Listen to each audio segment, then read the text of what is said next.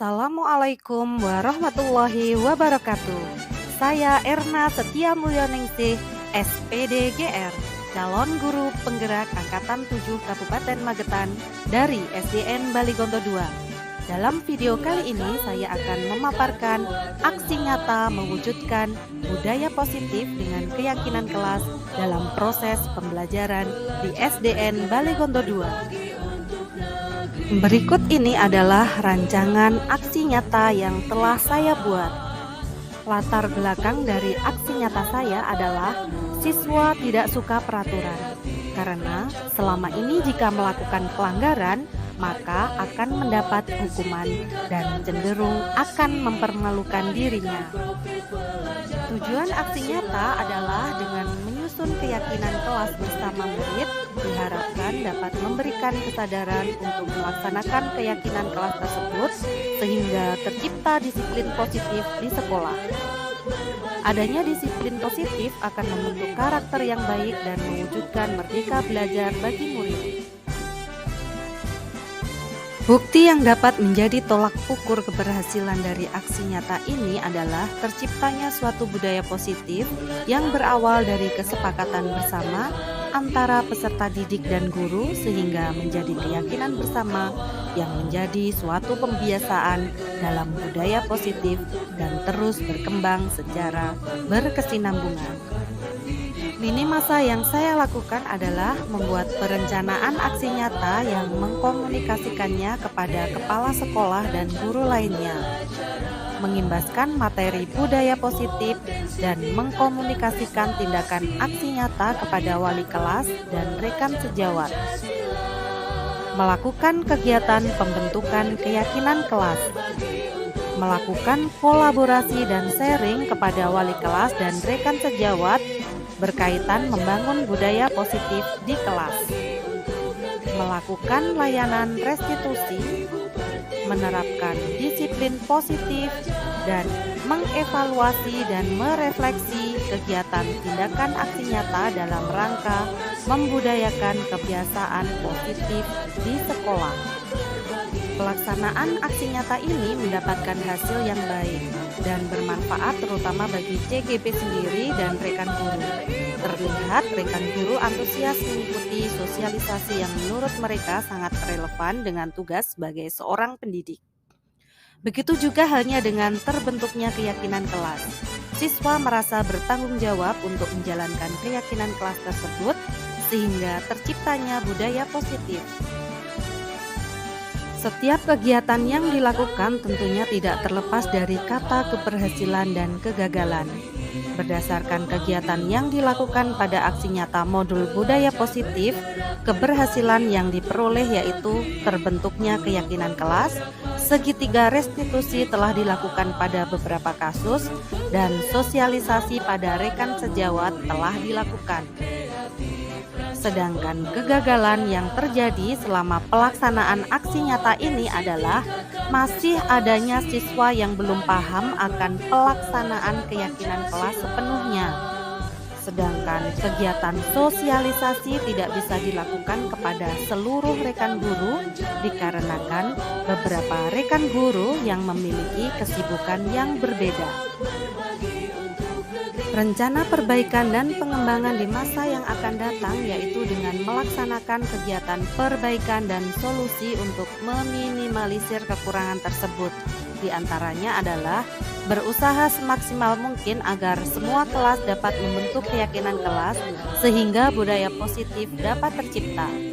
Begitu juga dengan sosialisasi. Kedepannya, semoga bisa dilakukan sosialisasi kepada seluruh rekan guru di sekolah. Berikut ini adalah dokumentasi video membuat keyakinan kelas 4 di SDN Baligonto II. Keyakinan kelas adalah salah satu disiplin positif yang bisa kita terapkan dalam membangun budaya positif di sekolah. Dengan adanya keyakinan kelas, di setiap kelas diharapkan dapat mewujudkan tujuan pendidikan yang berorientasi kepada profil pelajar Pancasila. Sedangkan tujuan dari membuat keyakinan kelas ini adalah menumbuhkan budaya positif dengan kesepakatan kelas, menumbuhkan peserta didik untuk melakukan pembiasaan positif di kelas atau di sekolah, menumbuhkan sikap tanggung jawab pada diri peserta didik atas pemilihan aspirasi idenya melalui kesepakatan kelas, dan menumbuhkan rasa saling menghargai diri sendiri dan orang lain. Untuk cara merumuskan keyakinan di kelas adalah sebagai berikut. Yang pertama, siswa menulis keyakinan yang mereka inginkan. Guru dapat mengajak siswa untuk menuliskan keyakinan atau pertanyaan universal yang mereka inginkan selama proses pembelajaran 1 semester ke depan. Hal ini penting untuk menampung keyakinan siswa agar lebih semangat dalam belajar. Kedua, guru dan siswa mengulas keyakinan yang telah tertulis. Setelah keinginan siswa tertampung, proses merumuskan keyakinan kelas dapat dilanjutkan dengan mengulas keyakinan kelas. Yang ketiga, guru dan siswa memilah keyakinan kelas yang penting. Tahap selanjutnya adalah memilah keyakinan kelas yang penting. Jadi jika ada pernyataan sejenis, bisa diambil salah satu yang paling universal. Keempat, mengubah keyakinan kelas menjadi kalimat positif. Kemudian proses merumuskan keyakinan kelas lanjut ke tahap mengubah keyakinan kelas yang telah ada menjadi kalimat positif. Dan yang kelima adalah mengecek dan menyepakati keyakinan kelas. Ini adalah tahap terakhir, mengecek kembali keyakinan kelas dan menyepakatinya. Tujuannya adalah agar tidak ada keyakinan kelas yang rancu dan seluruh pihak di kelas atau siswa beserta guru dapat memegang tanggung jawab dan keyakinan kelas dengan baik. Berikut ini kegiatan diseminasi mewujudkan budaya positif dengan keyakinan kelas dalam proses pembelajaran di SDN Balegondo 2 yang dilaksanakan pada hari Sabtu tanggal 21 Januari 2023. Bismillahirrahmanirrahim. Assalamualaikum warahmatullahi wabarakatuh. Yang terhormat Kepala SDN Balegondo 2 Ibu Sri Nur Hayati SPD SD. Yang kami hormati pemateri diseminasi hari ini Ibu Irna Setia Mulyoningsih SPD GR, serta Bapak Ibu Guru SDN Balegondo 2 yang berbahagia. Puji syukur kehadirat Allah Subhanahu wa Ta'ala yang telah melimpahkan rahmat dan karunia-Nya kepada kita semua, sehingga pada pagi hari Sabtu 21 Januari 2022 kita berkumpul dalam acara mewujudkan budaya positif dengan keyakinan kelas dalam proses pembelajaran di SDN Balegondo 2 dalam keadaan sehat walafiat. Amin. Kedua kalinya salawat serta salam semoga tetap tercurahkan kepada junjungan kita Nabi Agung Nabi Muhammad Sallallahu Alaihi Wasallam yang membawa kita dari zaman jahiliyah ke zaman yang terang benderang seperti sekarang ini.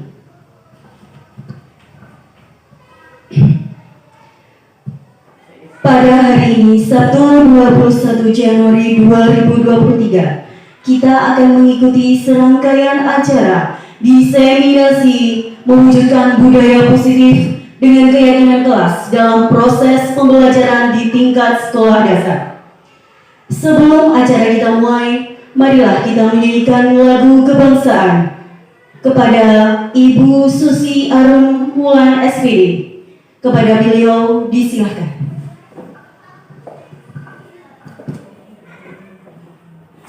Hadirin dimohon berdiri. Hiduplah Indonesia Raya. 1, 2, 3, 4. Indonesia tanah airku, tumpah darahku. Di sanalah aku berdiri, jadi pandu ibuku. Indonesia kebangsaanku, bangsa dan tanah airku. Marilah kita berseru, Indonesia bersatu. Hiduplah tanahku, hiduplah negeriku, bangsaku, rakyatku semuanya. Bangunlah jiwanya, bangunlah badannya, untuk Indonesia Raya. Indonesia Raya, merdeka, merdeka, tanahku, negeriku yang ku cinta. Indonesia Raya, merdeka, merdeka, hiduplah Indonesia Raya. Indonesia Raya, merdeka, merdeka, tanahku, negeriku yang ku cinta. Indonesia Raya, merdeka, merdeka, hiduplah Indonesia Raya. Hadirin dimohon duduk kembali.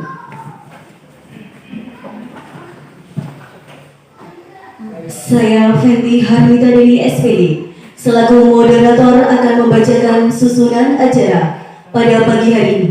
Yang pertama pembukaan, kedua doa, ketiga sambutan dari Kepala Sekolah SDN Baligodo 2, keempat pemaparan materi dari narasumber Ibu Erna Setia Mulyoningsih SPD GM, dan yang kelima adalah penutup. Marilah acara pada pagi hari ini kita buka dengan bacaan basmalah. Bismillahirrahmanirrahim. Memasuki acara selanjutnya yaitu doa. Kepada Bapak Wahyu Putro Sudrajat SPD, disilakan.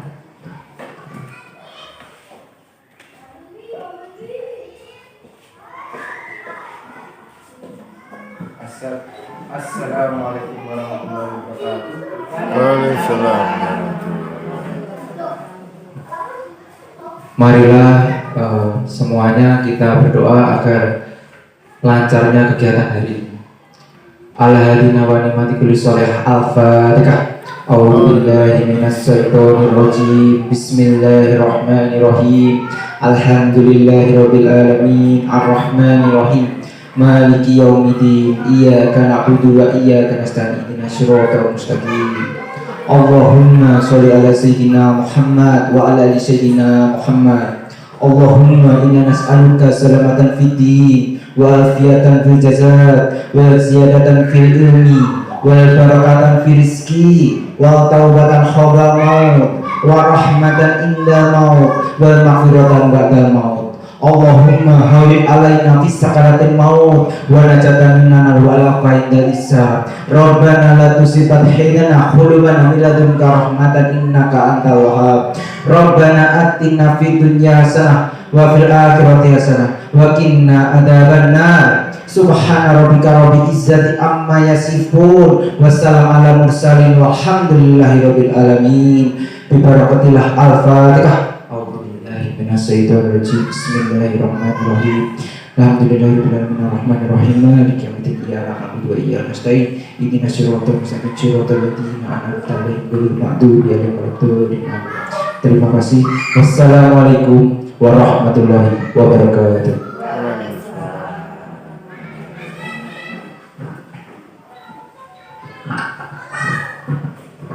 Terima kasih. Saya dengan doa pada pagi hari ini acara berjalan dengan lancar. Acara selanjutnya yaitu sambutan dari Kepala SDN Baligodo 2. Kepada beliau Ibu Sri Nur Hayati SPD SE, disilakan.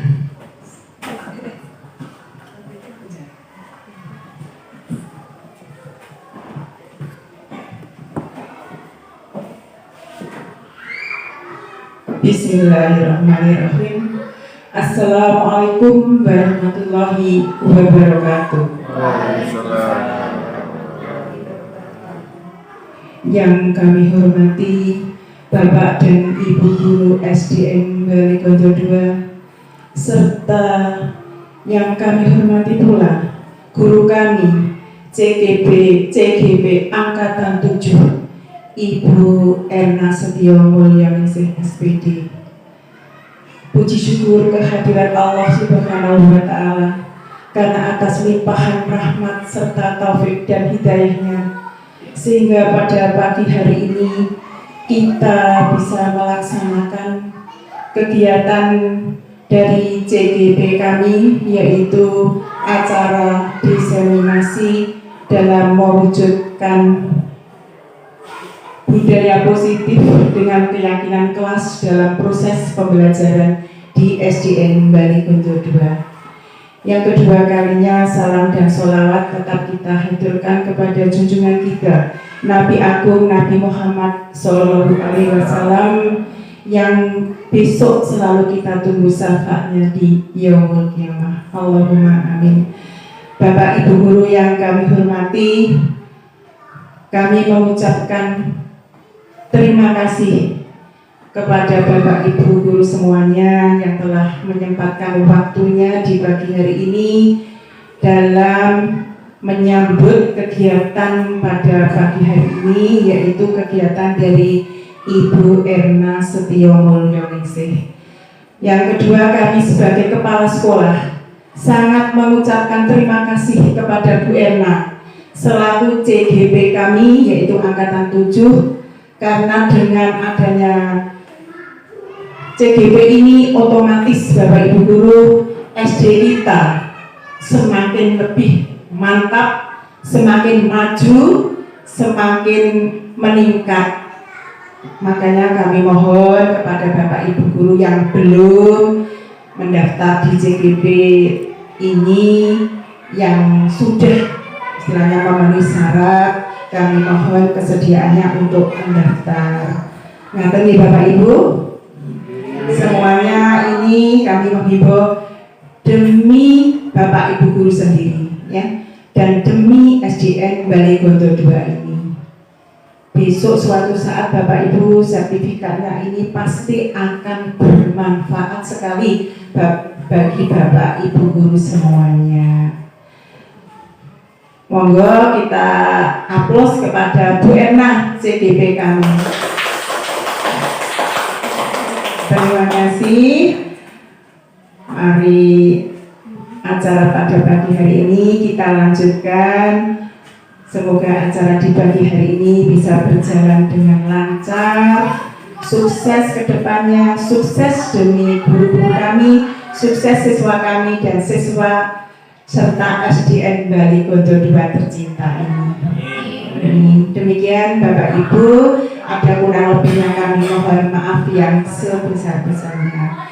Akhirul kalam, wabillahi taufiq wal hidayah. Wassalamualaikum warahmatullahi wabarakatuh. Waalaikumsalam warahmatullahi wabarakatuh. Memasuki acara inti.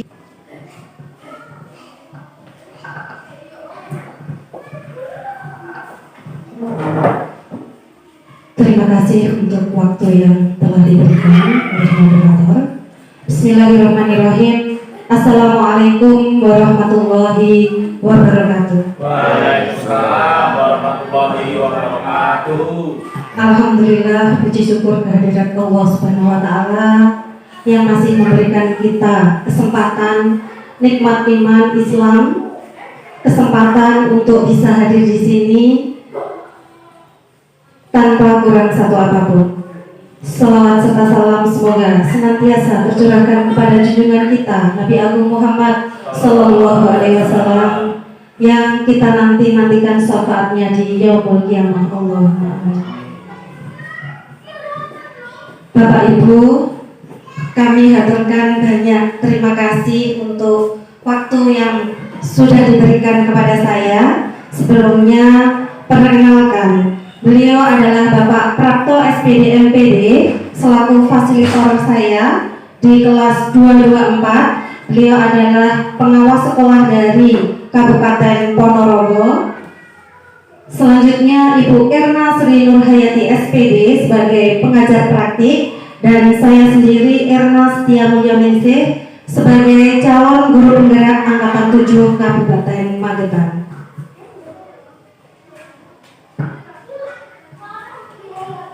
Latar belakang saya mengambil aksi nyata ini adalah yang pertama, siswa tidak suka peraturan. Karena selama ini jika melakukan pelanggaran maka akan mendapatkan hukuman dan cenderung akan mempermalukan dirinya.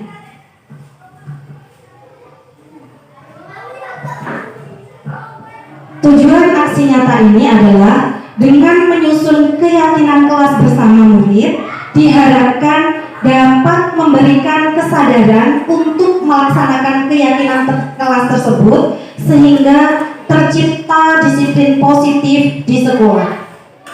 Adanya disiplin positif akan membentuk karakter yang baik dan mewujudkan merdeka belajar bagi murid. Kami sampaikan selamat datang pada Bapak Ibu guru hebat. Mari belajar bersama, berkolaborasi, saling mendukung demi mewujudkan budaya positif di sekolah kita yang kita cintai ini, SDN Balai-Gondo 2. Bapak Ibu, saya berdiri di sini bukan karena saya ingin menggurui atau merasa bisa, akan tetapi di sini saya melaksanakan kewajiban saya, amanah saya sebagai calon guru penggerak yang sudah menyelesaikan satu modul dengan 4 subtema dari modul 1.1, 1.2, 1.3 dan terakhir 1.4 untuk modul 1 ini. Dan tugas kami adalah untuk menyampaikan atau memberikan diseminasi kepada rekan sejawat khususnya di sekolah atau di lingkungan SDN Balai-Gondo 2. Mari kita bersama-sama di sini saling berdiskusi, saling berkolaborasi, belajar bersama, dan kita sharing. Bukan berarti yang di sini itu sudah bisa. Kami di sini juga belajar, dan apa yang kami belajar ini sedikit yang bisa kami dan kami tahu, berusaha kami sampaikan dengan sebaik-baiknya.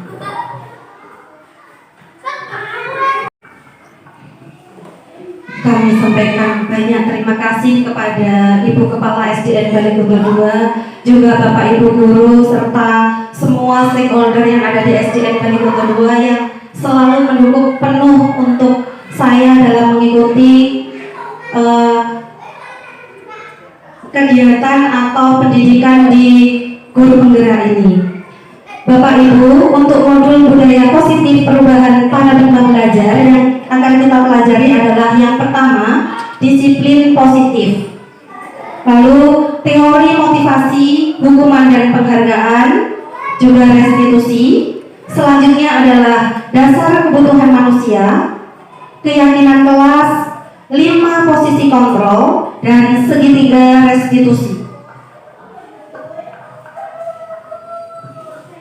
Pembelajaran dengan paradigma baru. Pembelajaran dengan paradigma baru ini dirancang berdasarkan prinsip pembelajaran yang terdiferensiasi sehingga setiap siswa belajar sesuai dengan kebutuhan dari tahapan perkembangan untuk mewujudkan profil pelajar Pancasila. Jadi sangat beragam sekali. Disiplin positif. Nah, apa arti disiplin? Mungkin Bapak Ibu sering kali mendengar kata disiplin. Menurut Bapak Ibu, disiplin itu apa ya? Boleh angkat tangan? Mungkin ya, Pak Wahyu. Disiplin taat aturan. Taat aturan. Mungkin ada lagi? Ya, Bu Siti? Kepatuhan. Ada lagi? Mungkin Bu Norma, ya?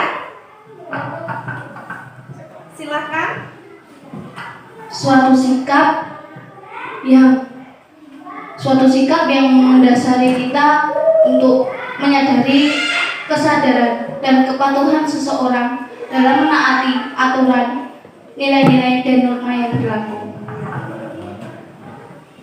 Bagus sekali, terima kasih untuk Bapak Ibu sekalian yang sudah menyatakan untuk arti dari disiplin ini. Nah, dalam budaya kita, makna kata disiplin itu yaitu suatu yang dilakukan seseorang agar orang lain untuk mendapat kepatuhan.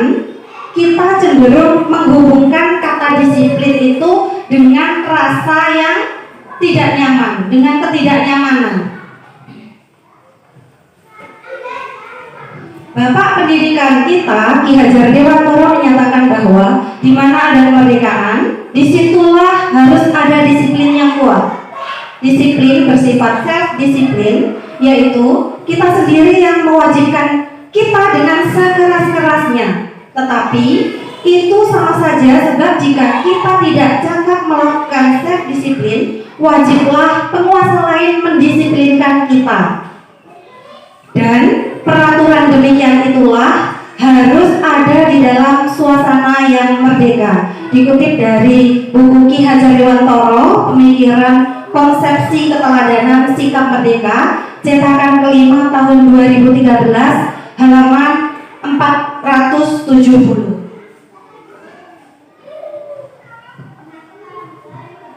Sebagai pendidik, tujuan kita adalah menciptakan murid yang merdeka. Dengan syarat utamanya adalah disiplin diri sehingga mereka berperilaku sesuai nilai-nilai kebajikan dan memiliki motivasi intrinsik dari dalam dirinya sendiri. Apa itu disiplin positif? Disiplin positif merupakan salah satu cara penerapan disiplin yang bertujuan untuk menumbuhkan kesadaran serta memberdayakan anak untuk melakukan sesuatu tanpa sogokan, ancaman, maupun hukuman.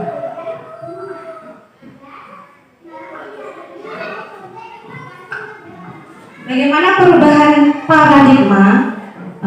Di sini ada kegiatan kepalan tangan. Ada A dan B.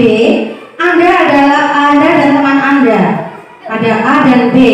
Misalnya satu dengan teman lainnya. Sobeklah secari kertas kecil, tuliskan benda atau sesuatu yang sangat berharga untuk Anda. Letakkan di salah satu tangan Anda dan genggam benda atau sesuatu tersebut dengan segala daya. Buatlah sebuah kepalan. Teman Anda yang B akan mencoba dengan sekuat tenaga dengan berbagai cara untuk meminta Anda memberikan benda tersebut. B bisa membujuk, mengancam, menghardik, atau bisa merayu, menyuap, atau apa saja agar dapat membuka kepalan tangan Anda. Nah, kita akan mengetahui apa yang terjadi. Boleh dipraktekkan mungkin Pak Wahyu dengan Pak Dwi. Silakan.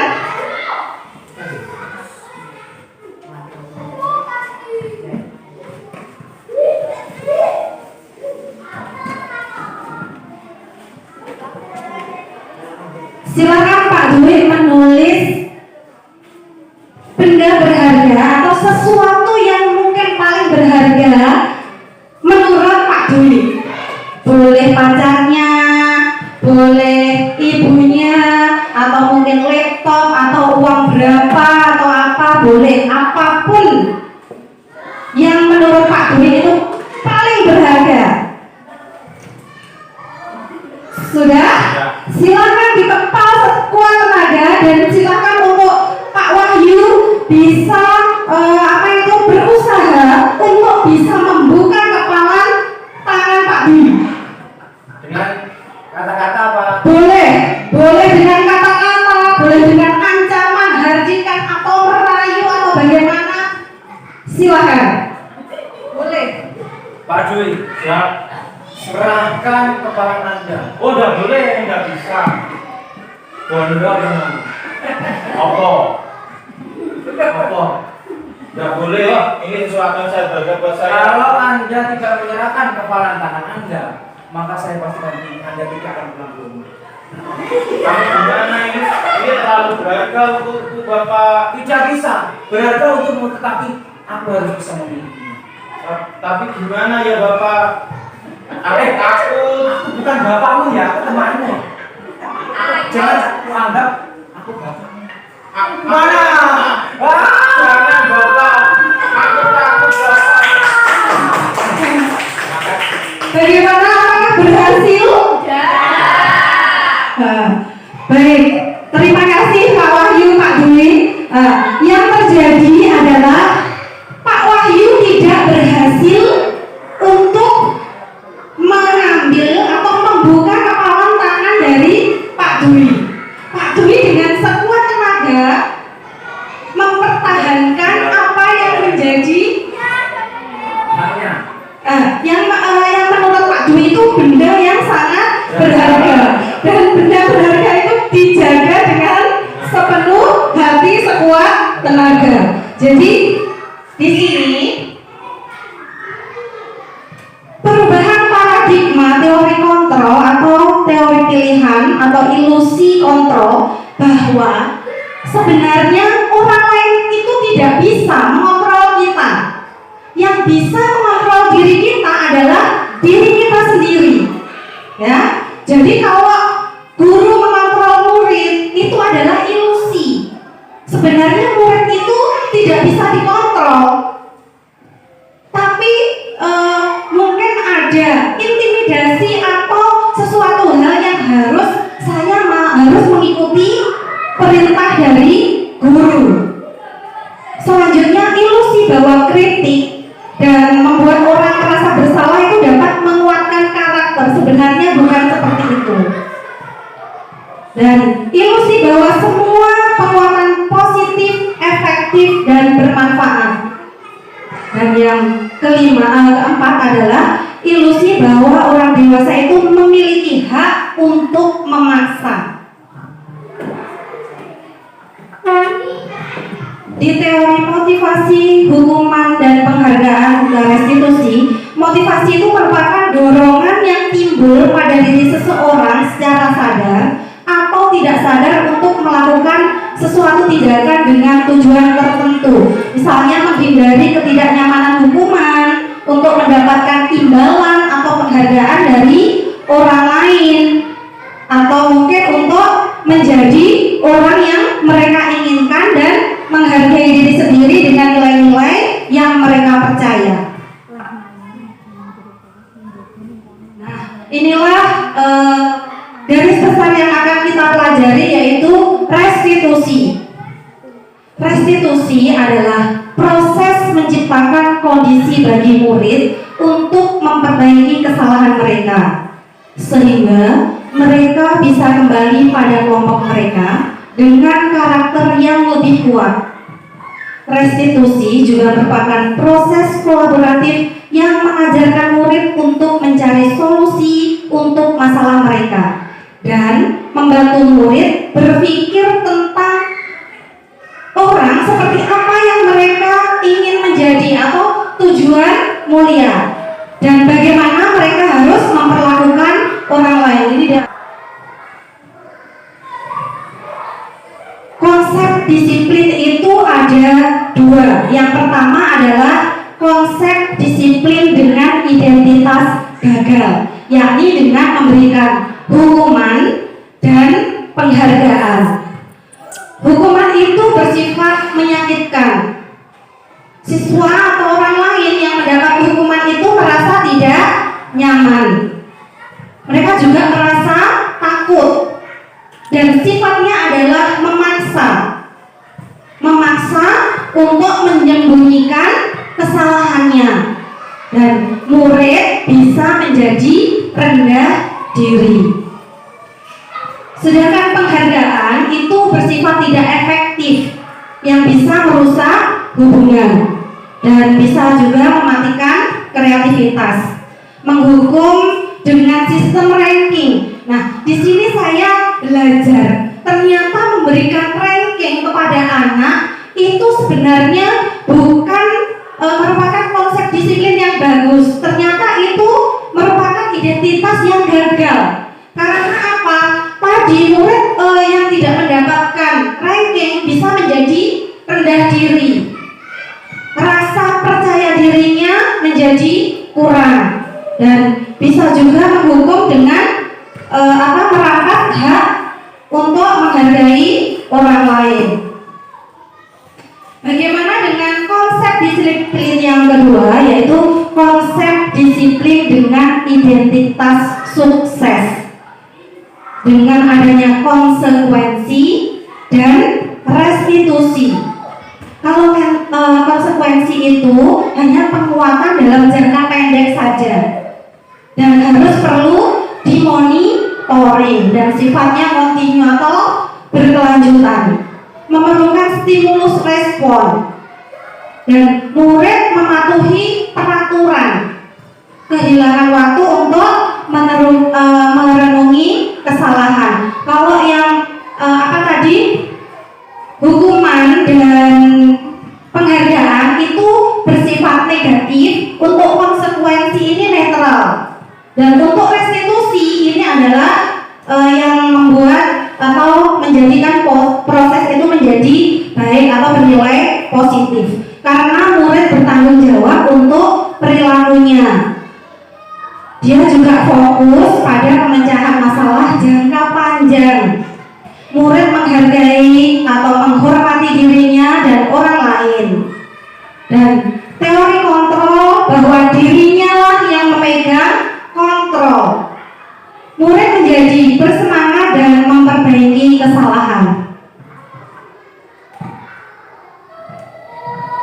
Perbedaan hukuman dan konsekuensi.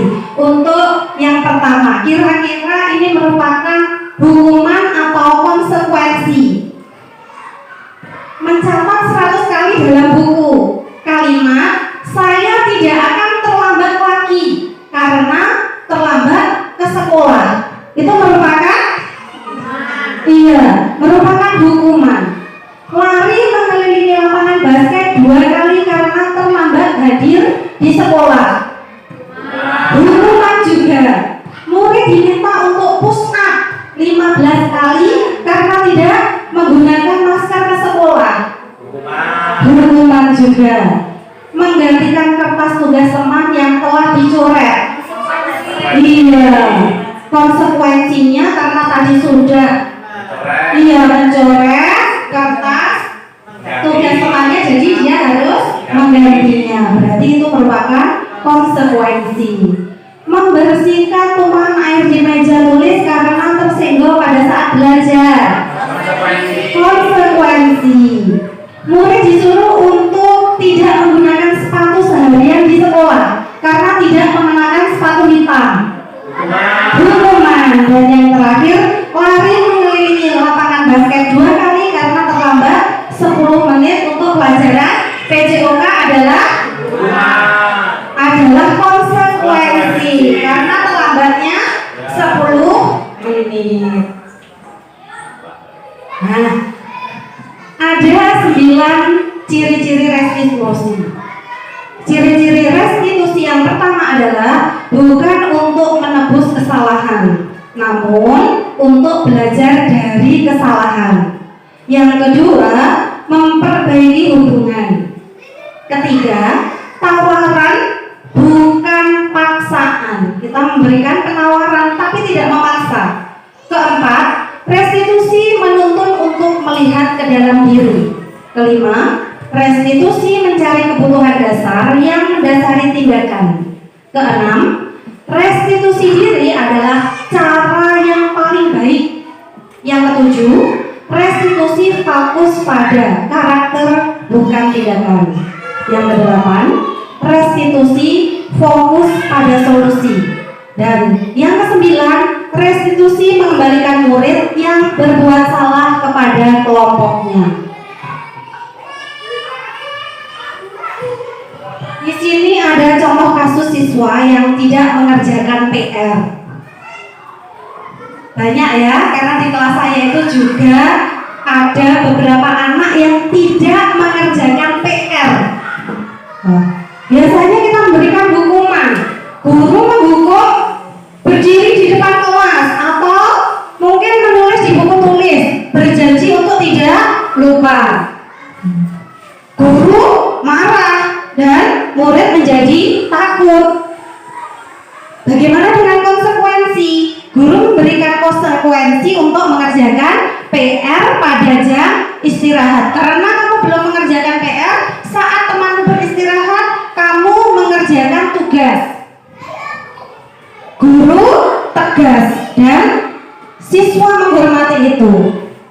Jika kita menggunakan restitusi, guru menanyakan keyakinan kelas atau menanyakan diri dan membantu siswa menyelesaikan masalah.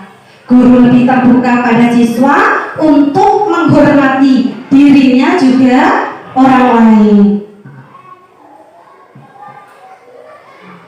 Berikut adalah 5 kebutuhan dasar manusia dan dunia berkualitas. Yang pertama adalah kebutuhan untuk bertahan hidup.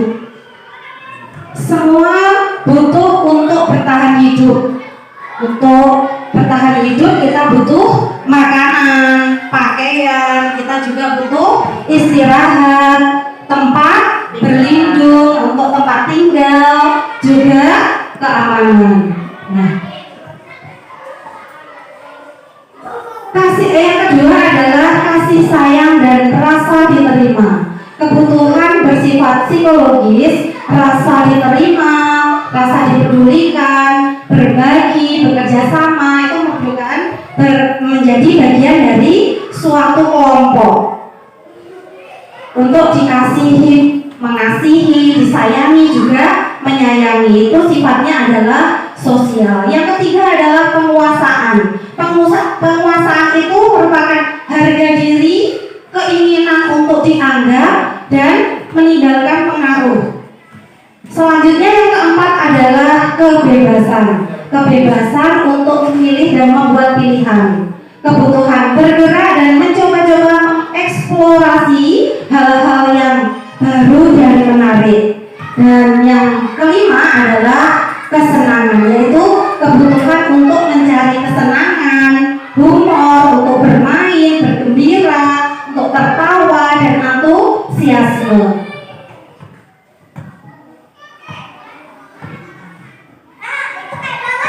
Yang kita pelajari selanjutnya adalah keyakinan kelas. Mengapa kok keyakinan kelas? Mengapa kok tidak peraturan kelas saja? Nah, seperti halnya ini, mengapa kita memiliki peraturan tentang menggunakan helm pada saat mengendarai kendaraan roda 2 atau motor? Itu untuk apa? Sehingga saat kecelakaan. Iya, berarti untuk keselamatan. Mengapa kita memiliki peraturan tentang menggunakan masker dan mencuci tangan setiap saat? Iya, betul sekali, untuk kesehatan. Nah, keyakinan kelas itu bersifat lebih abstrak daripada peraturan yang lebih rinci dan konkret. Keyakinan kelas berupa pernyataan-pernyataan universal. Pernyataan keyakinan kelas senantiasa dibuat dalam bentuk yang positif. Untuk mendukung motivasi intrinsik, kembali ke nilai-nilai atau keyakinan-keyakinan lebih menggerakkan seseorang dibanding mengikuti serangkaian peraturan-peraturan.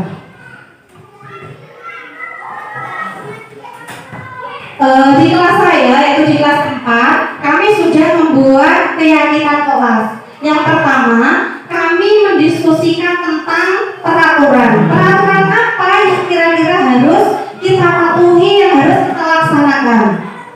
Setelah itu, setelah berdiskusi tentang peraturan, kami merumuskan peraturan yang menjadi keyakinan. Hal apa yang perlu kita tuliskan untuk menjadi keyakinan kelas kita. Setelah itu terbentuk, kami menempelkan keyakinan kelas, dan anak-anak juga sudah menyepakati apa yang menjadi keyakinan kelas kita.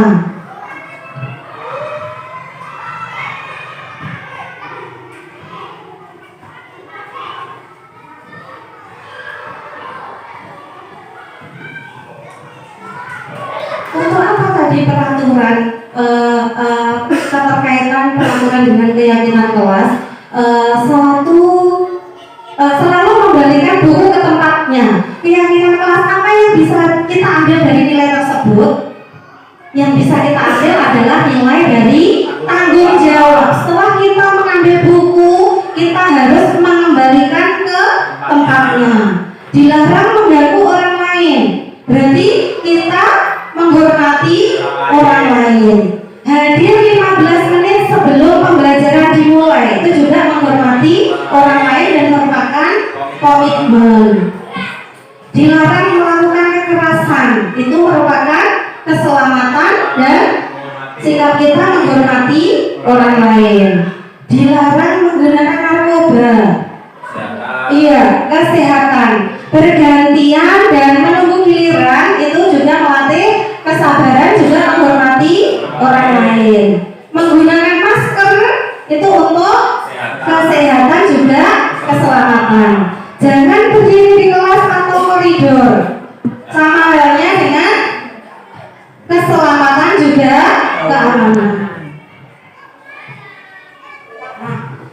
Inilah 5 posisi kontrol. Nah, kita ini sebagai pengajar atau sebagai guru atau juga pemimpin pembelajaran yang ada di kelas kita sudah ada di posisi mana? Di posisi penghukumkah? Atau pembuat rasa bersalah? Atau teman? Atau mungkin sudah di pemantau? Bahkan atau mungkin kita sudah ada di posisi manajer. Mari kita lihat satu persatu. Untuk penghukum, guru berbuat menghardik, menunjuk-nunjuk, menyakiti, menyindir. Guru berkata, kalau kamu tidak melakukannya, awas ya, rasakan. Itu adalah identitas gagal, karena memberikan hukuman. Hasilnya siswa itu memberontak, menyalahkan orang lain dan akhirnya berbohong. Untuk kaitan dengan dunia berkualitas, itu berarti masih di luar. Murid berkata, biarkan saja, nanti juga marah-marah lagi. Kemarin sudah marah, besoknya pasti Pak Guru atau Bu Guru tetap marah-marah lagi. Dampaknya adalah siswa mengulangi kesalahan tersebut. Kalau kita di posisi kontrol yang kedua, membuat rasa bersalah, guru berceramah dan mengatakan, seharusnya kamu gini. Ibu kecewa ya dengan kamu karena kamu tidak menyelesaikan tugasmu dengan baik. Guru berkata, kamu seharusnya atau kamu sudah tahu, ibu lelah sekali mengatakannya, ibu stres. Hasilnya siswa menyembunyikan atau menyangkal, bahkan berbohong kalau dia tidak menyelesaikan tugasnya. Kaitan dengan dunia berkualitas ini juga sudah di dalam dunia berkualitas. Murid berkata, maafkan saya Bu, Pak. Jadi murid itu akan merasa rendah diri. Bagaimana dengan posisi kontrol yang ketiga sebagai teman? Guru itu berbuat atau membuat alasan-alasan untuk muridnya. Ayolah, lakukan demi ibu. Masa kamu tidak tahu? Ingat tidak? Ibu pernah bantu ini. Dan hasilnya adalah ketergantungan, menunggu gurunya lagi. Dan murid bisa berkata, saya pikir bahwa Bapak Ibu teman saya, ternyata begitu. Bagaimana dengan dampaknya pada murid? Dampaknya adalah lemah, tidak mandiri, dan murid bergantung atau selalu tergantung kepada gurunya. Yang keempat adalah posisi sebagai pemantau. Pemantau atau guru itu berbuat menghitung dan mengukur apa peraturannya. Terus hasilnya adalah menyesuaikan diri bila diawasi. Kalau tidak diawasi, dia tidak melaksanakan tugasnya dengan Baik. Langsung di posisi yang kelima, yaitu di manajer. Guru itu berbuat mengajukan pertanyaan-pertanyaan, tidak langsung menghukum siswa atau tidak membuat siswa itu merasa bersalah. Guru berkata, apa yang kita yakini, apa yang bisa kau kerjakan untuk memperbaiki masalah ini. Hasilnya adalah menguatkan pribadi siswa. Kaitan dengan dunia berkualitas, murid meletakkan dirinya sebagai individu yang positif dalam dunia berkualitas. Dan murid berkata, bagaimana caranya saya bisa memperbaiki keadaan? Sehingga dampaknya adalah siswa mengevaluasi diri, bagaimana memperbaiki dirinya. Nah, di sini ada contoh penerapan 5 posisi kontrol. Ada suatu kasus siswa tidak memakai atribut lengkap saat upacara. Sebagai penghukum, kita itu berkata pada siswa, patuhi aturan sekolah. Kalau kamu tidak menggunakan atribut saat mengikuti upacara, silahkan berdiri di depan barisan. Saat kita di posisi pembuat rasa bersalah, berapa kali Bu Guru harus memberitahu kamu? Bu Guru kecewa sama kamu. Kalau posisi kita sebagai teman, ayolah yang tertib, buat Bu Guru bangga. Kali ini tidak apa-apa kamu salah. Nah, siswa kan bergantung terus. Bagaimana dengan posisi kita sebagai pemantau? Kamu sudah melanggar. Apa peraturan dan konsekuensinya jika kamu melanggar? Sebenarnya peraturan yang harus kamu lakukan adalah berpakaian lengkap saat mengikuti upacara bendera. Konsekuensinya apa kalau kamu tidak lengkap? Dan di posisi manajer, apa kamu tahu kesalahanmu? Kita menanya dulu, kira-kira bagaimana kamu akan memperbaiki kesalahan ini? Nah, disinilah Bapak Ibu, kita membantu siswa dengan menyelesaikan permasalahan yang dihadapi. Mungkin banyak sekali permasalahan yang ada di kelas kita. Siswa mencontek, makan minum saat pembelajaran, terus tidak mengerjakan tugas, mengganggu teman yang belajar atau usil dengan teman. Disinilah saya betul-betul terkesan dengan adanya segitiga restitusi ini, karena saya banyak belajar untuk memperbaiki kesalahan dan posisi saya yang mungkin tadinya sebagai penghukum atau pembuat rasa bersalah kepada siswa, kadang-kadang juga sebagai teman. Dan di sini saya belajar memposisikan diri saya sebagai manajer, yaitu yang pertama dengan menstabilkan identitas. Misalnya ada anak kita yang terlambat ke sekolah. Nah, kita menstabilkan identitas dulu dengan menanya kamu bukan satu-satunya yang pernah melakukan ini. Bu Guru pun juga pernah terlambat. Nah, di sini setiap orang pasti pernah melakukan kesalahan. Jadi kamu bukanlah satu-satunya. Kita stabilkan dulu identitasnya. Selanjutnya yang kedua adalah memvalidasi kebutuhan. Kamu tentu punya alasan mengapa kamu terlambat. Iya Bu, karena kemarin saya bermain HP sampai larut malam dan akhirnya saya bangun tidur kesiangan. Adakah cara yang lebih efektif untuk mendapatkan apa yang kamu butuhkan?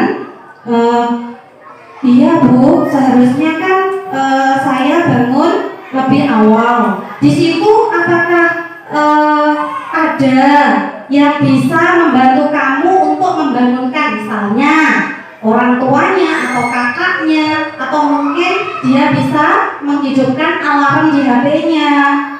Ya. Untuk selanjutnya adalah menanyakan keyakinan. Nilai apa yang telah kita sepakati? Datang ke sekolah tepat waktu, tidak terlambat. Terus sebenarnya kamu ingin menjadi orang yang seperti apa? Saya ingin menjadi yang lebih baik. Saya ingin menjadi anak yang sukses di kedepannya, Bu. Kalau begitu, apa yang seharusnya kamu lakukan? Bagaimana kamu memperbaikinya ini? Saya melakukan mulai hari ini saya akan tidur lebih awal.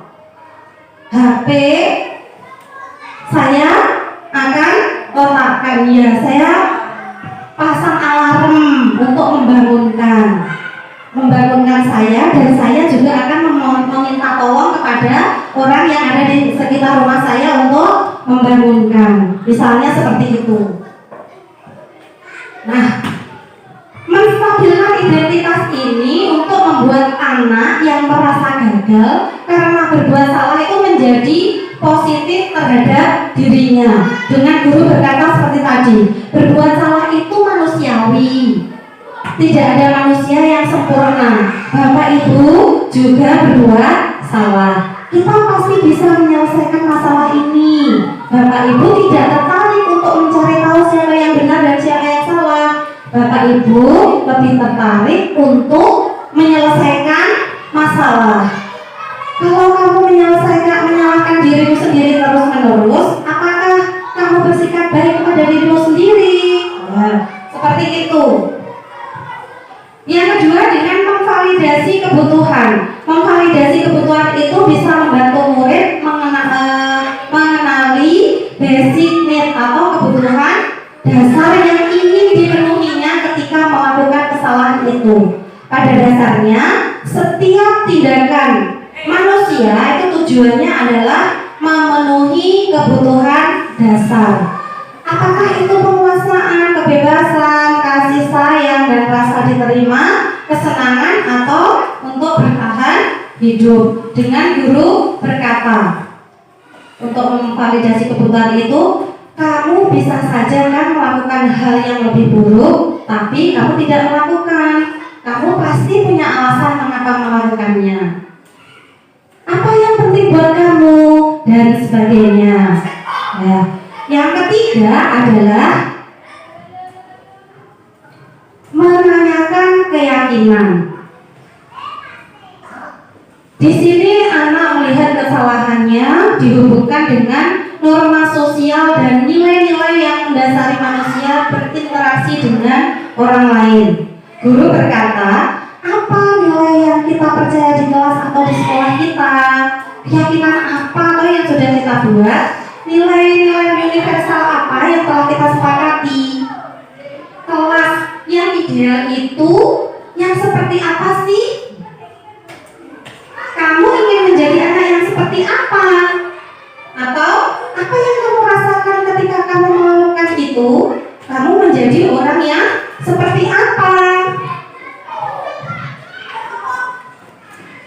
Nah, di sini saya sudah melakukan penerapan segitiga restitusi dalam pemecahan masalah murid di kelas 4.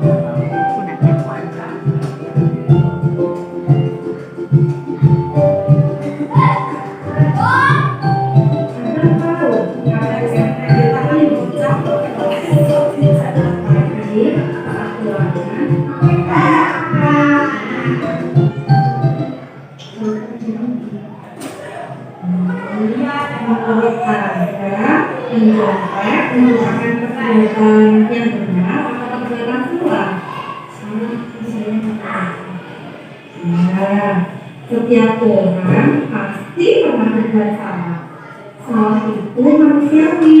Bu Irma juga pernah melakukan kesalahan. Tapi di sini Bu Irma tidak mencari siapa yang salah. Bu Irma hanya ingin mencari solusi agar Azam tidak mencontek lagi. Azam pasti punya alasan mengapa Azam mencontek. Nah, kalau boleh tahu mengapa Azam mencontek?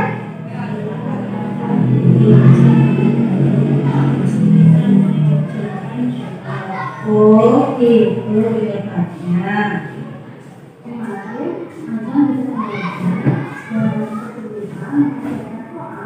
Karena yang membidik itu anak, jadi fokusnya kurang pas.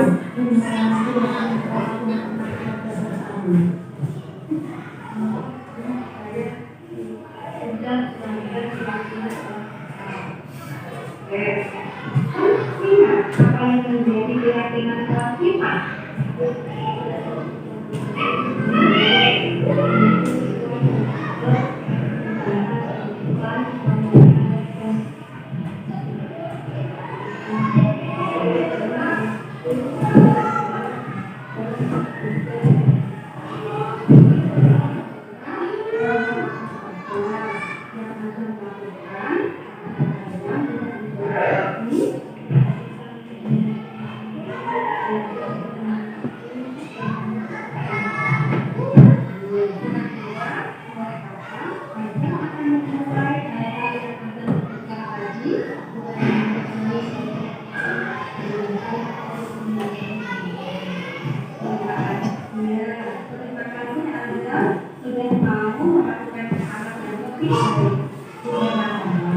Selanjutnya, dan di masa depan, Azam akan menjadi anak yang lebih taat aturan dan bertanggung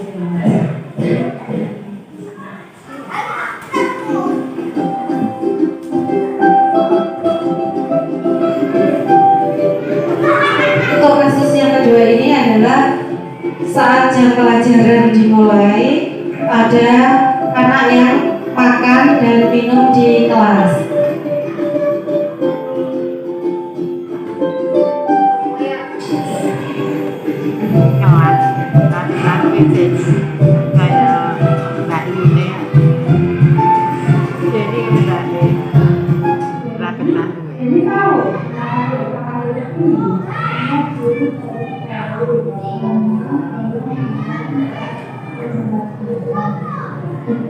Jadi, makan saat pelajaran berlangsung merupakan perbuatan yang benar atau perbuatan yang salah? Sebenarnya, makan itu adalah kebutuhan kita sebagai manusia. Ibu pun kalau lapar pasti akan makan. Itu sangat manusiawi. Tapi kita harus tahu di mana, kapan waktu yang tepat untuk kita makan. Pasti tadi jadi sangat sarapan sekali ya.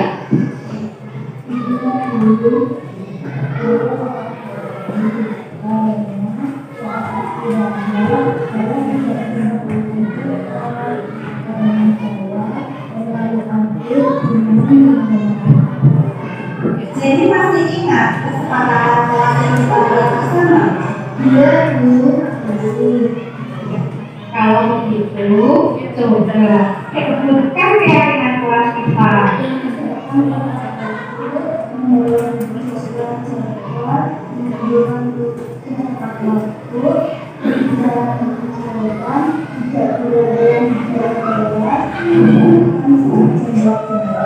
Kira-kira yang jadi lakukan saat makan dalam jam pelajaran tadi, apakah sudah sesuai dengan keyakinan kelas yang sudah kita buat?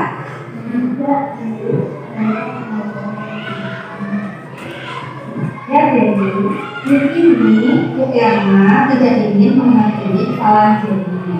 Bu Irma hanya ingin supaya Jenny menjadi anak yang taat aturan dan anak yang bertanggung jawab.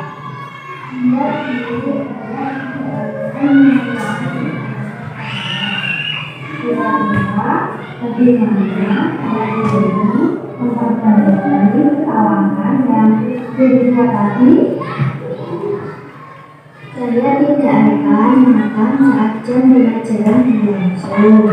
Saat istirahat, saya akan makan dan minum bekal saya dulu, lalu bermain dengan teman. Kapan kira-kira Jenny akan memulai untuk memperbaiki kesalahan yang Jenny buat tadi?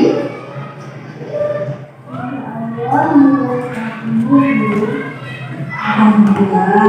Jadi Jenny setelah ini Ibu harap Jenny menjadi anak yang lebih taat aturan dan bertanggung jawab ya. Iya Bu. Terima kasih Jenny. Iya Bu, sama-sama. Assalamualaikum warahmatullahi wabarakatuh. Saya Aziz kelas 4 SDN dari Tunjuk Sekolah. Perasaan saya sekarang melakukan aktivisi bersama dua orang. Adalah saya sama teman-teman saya dapat solusi dari permasalahan saya yang dengan masyarakat saat mengalami. Terima kasih hanya akan berusaha tidak memprotek lagi. Assalamualaikum warahmatullahi wabarakatuh. Assalamualaikum warahmatullahi wabarakatuh. Saya Jenny kelas 4 SDN dari Tunjuk. Saya sangat senang melakukan pembelajaran masalah dengan 8 laras langkah-langkah SDGs. Saya senang karena tidak mengalami saat saya melakukan masalah. Saya dibantu menemukan solusi dari permasalahan. Terima kasih Bu Erna.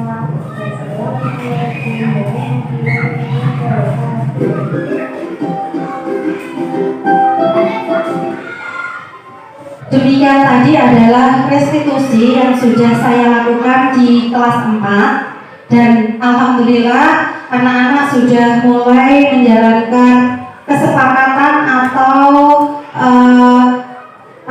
budaya positif yang ada di kelas, melaksanakan keyakinan kelas yang sudah disepakati. Ada beberapa saja yang perlu untuk ditindaklanjuti. Baiklah, selanjutnya dalam penerapan program disiplin positif itu hendaknya guru memiliki standar kepribadian, profesional dan sosial yang baik, di mana guru mampu berefleksi pada posisi kontrolnya saat ini. Bagaimana perjalanan dirinya sebagai seorang among atau di posisi manajer yang menuntun murid-murid menjadi insan yang mandiri, merdeka, dan bertanggung jawab.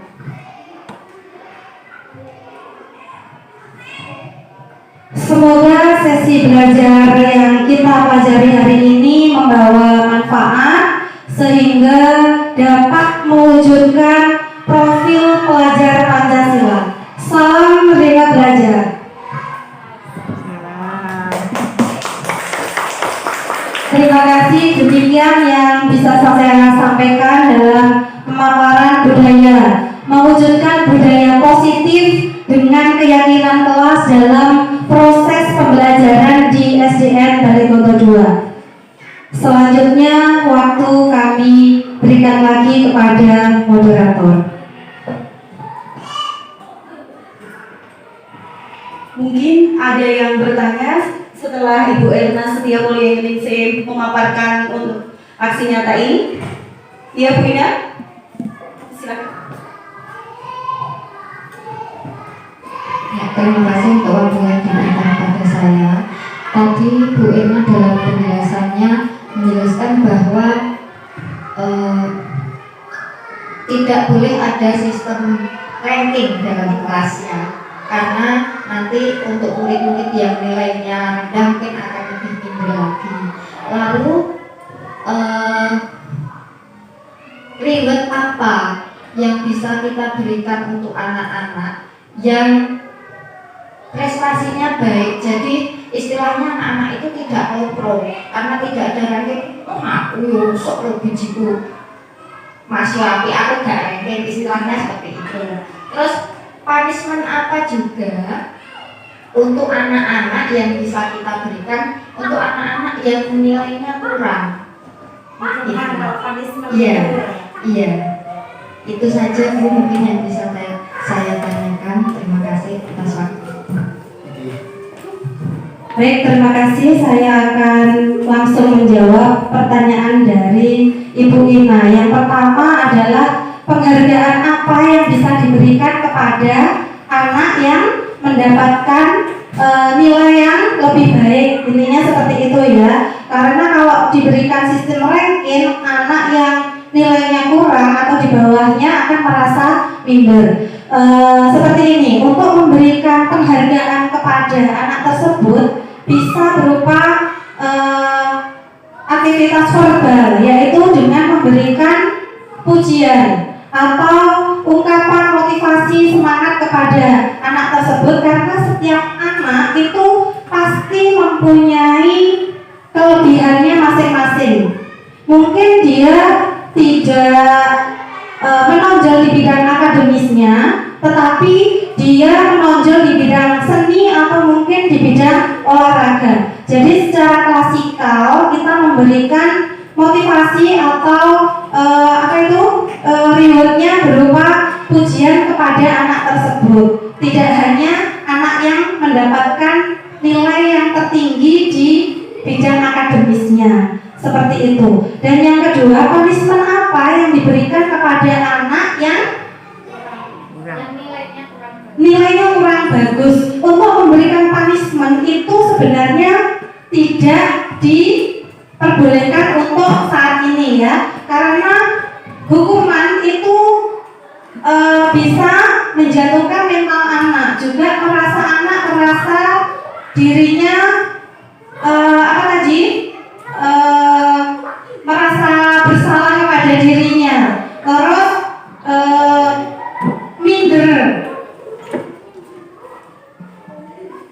Dengan adanya punishment itu cenderung menyakitkan dan anak merasa tidak nyaman dan memaksa murid untuk menyembunyikan kesalahannya sehingga menjadi pribadi yang rendah diri. Jadi kita menyelesaikan itu dengan cara seperti tadi, restitusi. Bagaimana kalau satu restitusi itu belum berhasil? Ya kita coba lagi. Bagaimana kalau belum berhasil lagi? Kita lebih mendekatkan diri dengan anak dengan restitusi lagi. Karena teman saya itu, Bu Tanti itu lebih dari 1 tahun merestitusi anak dan itu belum berhasil. Jadi beliau tetap berusaha bagaimana dia berhasil dalam merestitusi anak tersebut. Demikian mungkin yang bisa saya sampaikan. Mungkin ada lagi.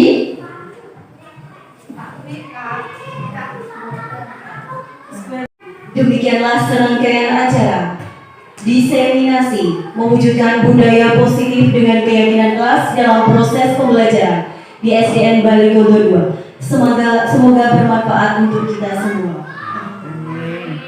Di sini saya selaku pembawa acara, apabila ada tutur kata yang kurang berkenan, mohon dimaafkan. Marilah acara pada pagi hari ini kita tutup dengan bacaan hamdalah. Billahi taufiq wal hidayah wa ridho wal inayah. Wassalamualaikum warahmatullahi wabarakatuh.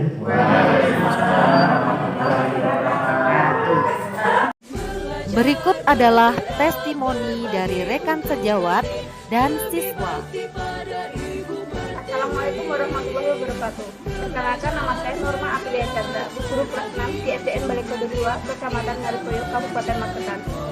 Pada kesempatan ini, saya akan memberikan testimoni mengenai mewujudkan budaya positif dengan keyakinan kelas dalam proses pembelajaran di SDN Balikodo 2. Keyakinan kelas sangat penting sebelum proses belajar mengajar dilakukan. Tujuannya agar terciptanya kenyamanan peserta didik melalui penerapan budaya positif.